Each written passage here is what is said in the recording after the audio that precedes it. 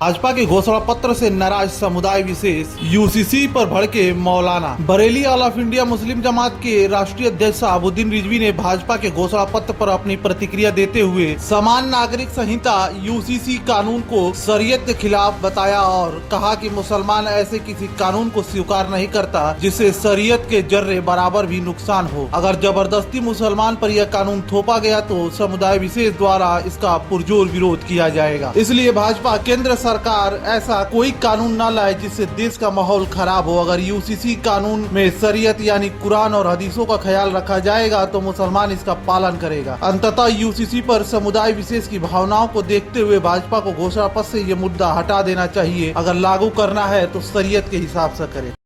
बिस्मिल्लाहिर्रहमानिर्रहीम।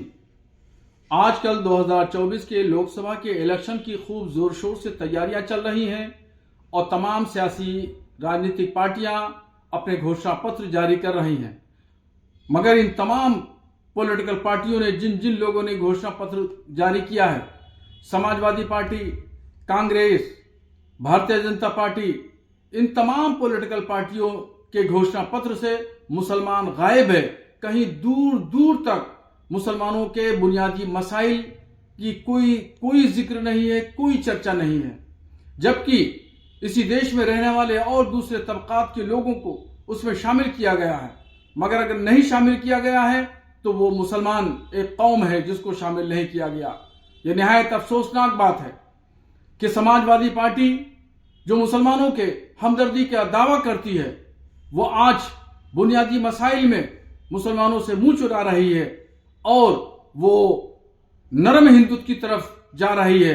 तो अब मुसलमानों को सोचना पड़ेगा, गौर करना पड़ेगा कि आखिर क्या वजह है कि मुसलमान वोट देता है समाजवादी पार्टी को और समाजवादी पार्टी के लोग जा करके एक एक मुसलमान के दरवाजे पर भाजपा का नाम लेकर के डराते हैं, धमकाते हैं और कहते हैं कि अगर भाजपा आ गई और भाजपा को तुम लोगों ने वोट दे दिया तो फिर आइंदा भविष्य में तुम्हारा यहाँ पे रहना दुभर हो जाएगा, तुम्हारी नागरिकता छीन ली जाएगी, तुम्हारे जान के लाले पड़ेंगे।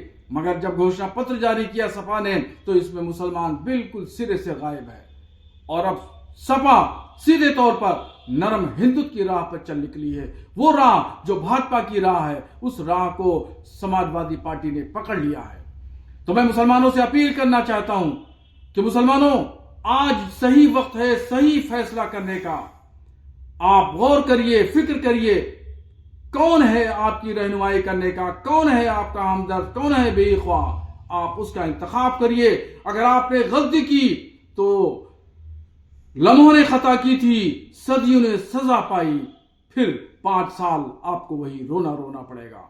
इसलिए यह वक्त है फैसला करने का, गौर व फिक्र करने का।